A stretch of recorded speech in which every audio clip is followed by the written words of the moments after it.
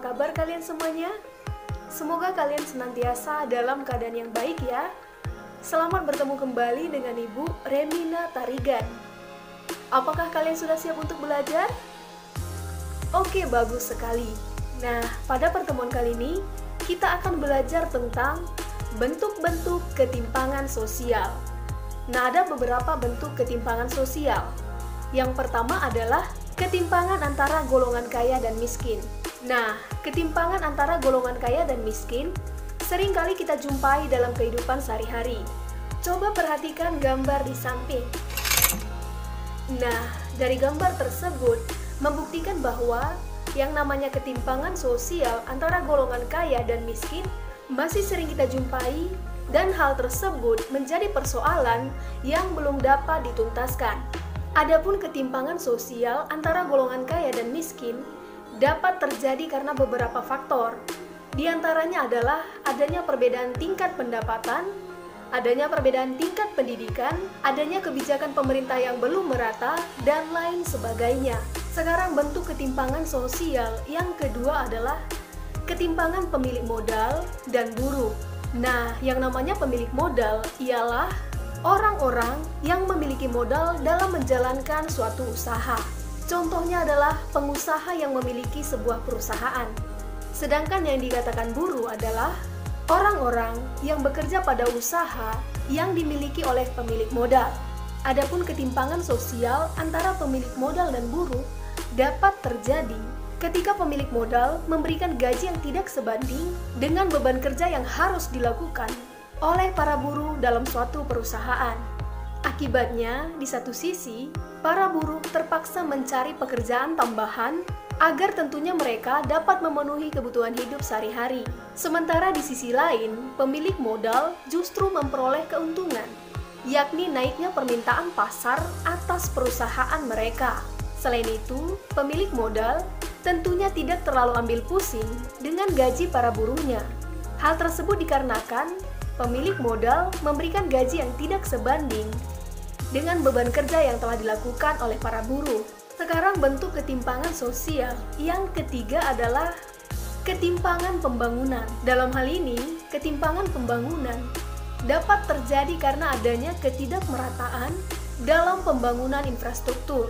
Contohnya adalah pembangunan jalan, pembangunan jembatan, pembangunan irigasi, pembangunan sumber daya air bersih, pembangunan di bidang kesehatan, pembangunan di bidang pendidikan, pembangunan di bidang ekonomi, dan lain sebagainya. Daerah-daerah yang pembangunannya telah maksimal akan semakin maju dan masyarakatnya akan hidup sejahtera. Sedangkan daerah-daerah yang pembangunannya belum berjalan maksimal akan semakin tertinggal. Sekarang bentuk ketimpangan sosial yang keempat adalah ketimpangan kesempatan. Nah, setiap warga negara tentunya memiliki hak yang sama di mata hukum dan mempunyai hak yang sama pula dalam memperoleh pendidikan dan juga kesehatan. Sayangnya, tidak semua masyarakat memiliki kesempatan yang sama dalam memperoleh pendidikan dan juga kesehatan. Orang-orang kaya dan orang-orang yang tinggal di kota tentunya dapat dengan mudah memperoleh pendidikan yang berkualitas dan pelayanan kesehatan yang bagus. Sedangkan orang-orang miskin ataupun orang-orang yang tinggal di desa dan daerah pedalaman tentunya akan kesulitan dalam memperoleh pendidikan yang berkualitas dan pelayanan kesehatan yang bagus. Hal tersebut tentunya dikarenakan adanya keterbatasan biaya, keterbatasan fasilitas-fasilitas belajar, keterbatasan tenaga pengajar, keterbatasan fasilitas-fasilitas kesehatan, keterbatasan tenaga medis, dan lain sebagainya.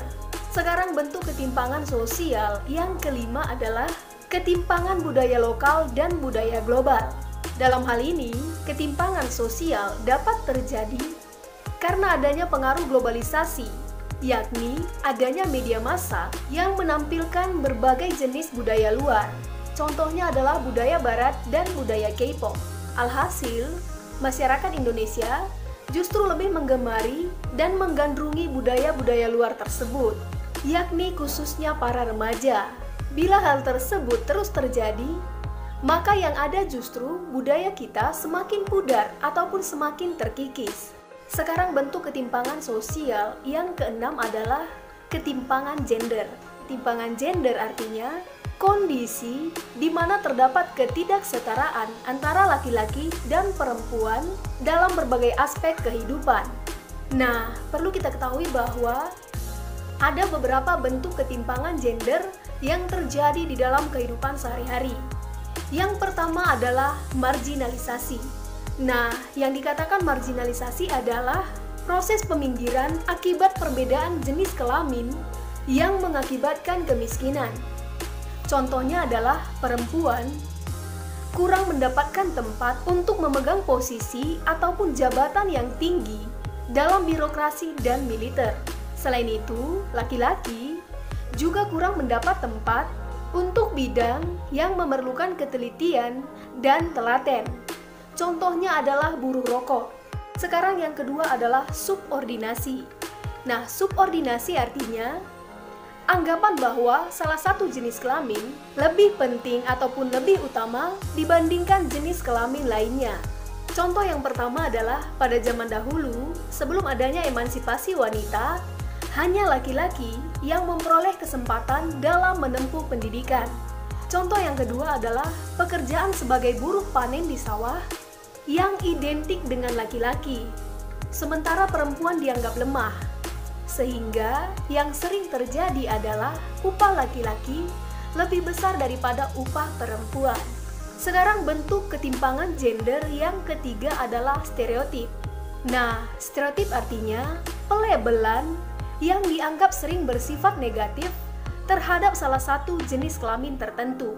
Contoh yang pertama adalah laki-laki yang mudah menangis akan dianggap sebagai laki-laki yang lemah dan cengeng, atau sering dikatakan sebagai bencong.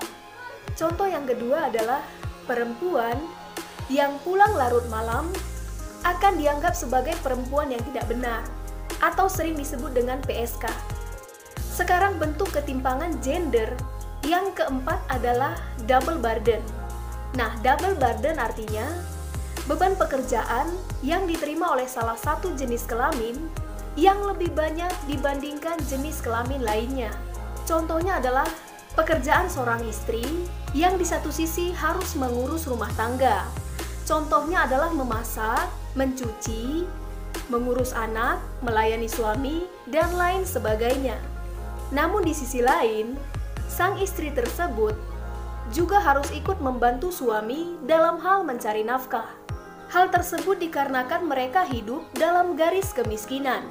Makanya sering sekali kita jumpai dalam kehidupan masyarakat seorang istri yang bekerja sebagai buruh bangunan, sebagai tukang becak, sebagai penambal ban, dan lain sebagainya, di mana pekerjaan-pekerjaan tersebut menunjukkan adanya beban kerja yang berlebih terhadap perempuan, atau istilahnya double burden. Sekarang bentuk ketimpangan gender yang terakhir adalah violence. Nah, violence artinya perlakuan kasar ataupun tindakan kekerasan terhadap salah satu jenis kelamin tertentu. Adapun jenis kelamin yang dimaksud adalah perempuan. Nah, adanya anggapan bahwa perempuan adalah makhluk yang lemah, membuat laki-laki seringkali bertindak semena-mena terhadap perempuan. Hal tersebut membuktikan banyak sekali kasus kekerasan yang dilakukan oleh laki-laki terhadap perempuan. Contohnya adalah pemerkosaan, pemukulan, pelecehan seksual, penyiksaan, dan lain sebagainya. Nah, baiklah anak-anak ibu, itu saja materi kita untuk hari ini, yakni tentang bentuk-bentuk ketimpangan sosial. Semoga apa yang telah ibu jelaskan dapat kalian pahami dan dapat kalian mengerti. Terima kasih dan sampai jumpa pada materi yang selanjutnya.